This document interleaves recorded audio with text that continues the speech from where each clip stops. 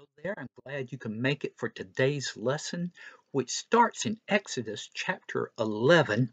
And you may recall from the previous lesson that God had picked a fight with Pharaoh and all of the gods that the Egyptians worshiped.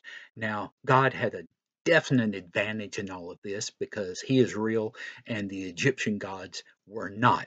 And well, except for one. One of them was Pharaoh himself. He was considered to be a god, but he wasn't. He was just a man. But he had all of these high ideas about himself.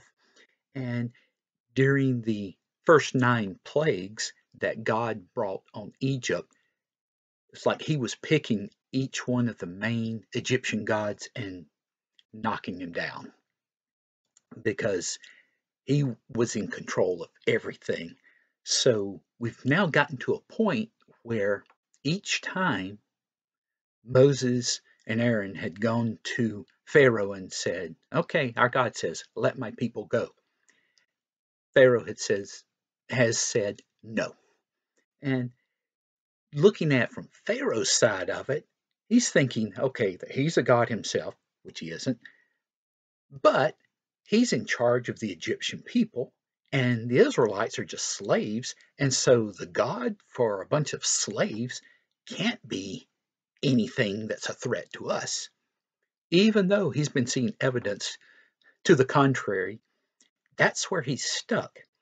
And at the end of this last exchange of information, we have Moses and Aaron leaving, and God saying, okay, I'm going to have one final plague on Egypt, and then he's going to let you go. And he goes right out and tells what's going to happen. He says, I'm going to kill all the firstborn sons in Egypt and the firstborn cattle. All right. So that sounds like a big deal. And it is. But God doesn't really focus on this. What he starts focusing on is preparing his people. And that's important to remember. It wasn't just that they were the Israelites, it was the fact that God said, these are my people. And he's showing that he's taking care of them. But there are also things that they are supposed to do. And at this time, he introduces what comes to be known as the Passover and the Feast of Unleavened Bread. And there were a lot of rules involved in this, but the Israelites would carry out these from then on, and it had to do with the type of food you were allowed to eat and how you were supposed to do it. For instance, they were supposed to wear their cloaks, have the staff in hand, and their sandals on. So it's like, okay, you're getting ready to go somewhere. And the food itself, the bread had to be unleavened, which meant that you didn't put anything in it to make it rise because there wasn't going to be time for the bread to rise.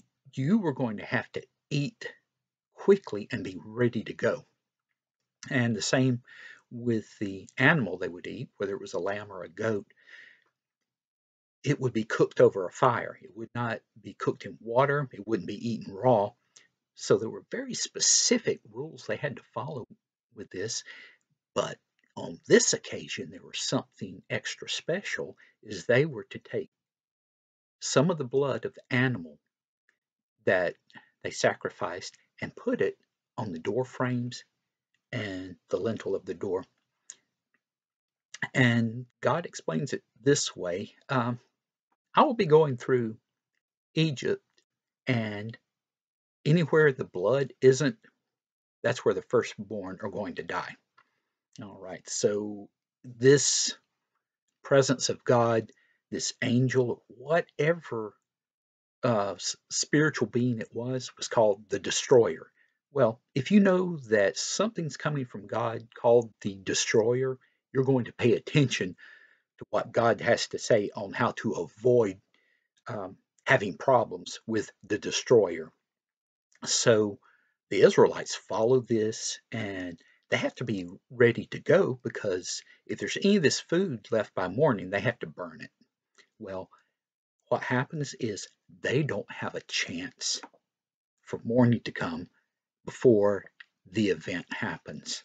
And this is where the destroyer goes through Egypt, and every household among the Egyptians loses somebody. So that would be the firstborn son in each case, and this great cry of anguish and um, sadness comes up from the Egyptians as they realize that this has happened, and it's been all the way from the poorest person in the land to Pharaoh himself. Pharaoh loses his own son that night. And with that, he's devastated, and he sends orders out to Moses and Aaron. He said, "Leave, take your people and go." Well, part of what God had said and the people followed through on was to ask their neighbors for gold and silver and clothing. And you think, okay, gold and silver is valuable. Well, clothing in that day was also valuable, and the people were going to need it. And their neighbors gladly gave them these things. And part of it is the Egyptians knew that the Israelites had been treated poorly all this time. They were working as slaves, and so they weren't even paid for the work they were doing. They were treated harshly. And also, they were not dumb people. They saw what was happening, that Pharaoh was being stubborn, and they could see all of the bad things that had already happened. And I think to some extent they could sympathize with the Israelites and say, Pharaoh's been wrong in the way that he's treated you. And so they were kindly disposed to helping them.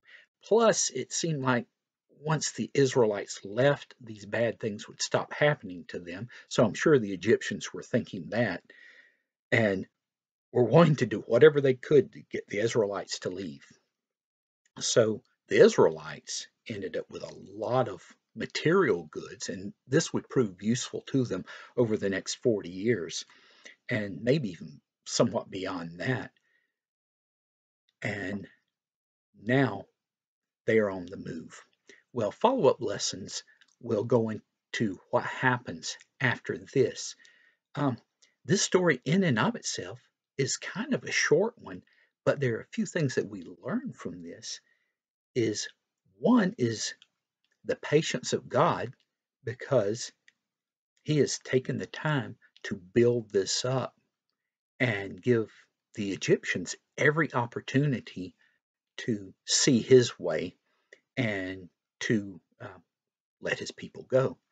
There's also the patience that the Israelites were having to develop as they were learning to trust God. There had been all of these years that they had been slaves, and now they were being freed from that, but it didn't happen all at once. They could see that this grew and grew, and that God was doing what He said He would do. So, great benefit to the Israelites there. And considering the trouble they get in with God later on, it's a good thing that they are having these early lessons where they can see that the Egyptians are being punished and not themselves. So that probably helped a lot of the Israelites to stay faithful, even when some of their relatives and all were not being faithful. And also in this, there was Moses and the amount of respect that people were building up for him. Of course, when he first came in and he first went to Pharaoh, things got bad and people were wondering about this Moses guy coming in. Well, now they are seeing that, okay, this is a true leader. And Moses himself, who did not want to do this from the beginning, has now turned a corner. He's accepted that, okay, here are the people. They need to be led. God wants me to do it. I'm going to do it. Okay, with that, I'm going to close the story because things are going to change abruptly with the next lesson, so I don't want to start in on that one now.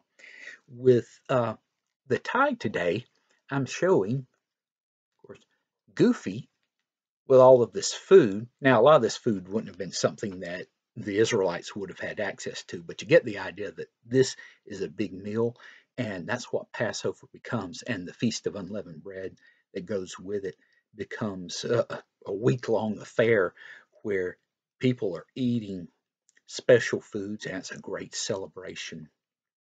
Okay, with that, I'm wrapping this up, and I hope you'll be back for the next lesson. Bye.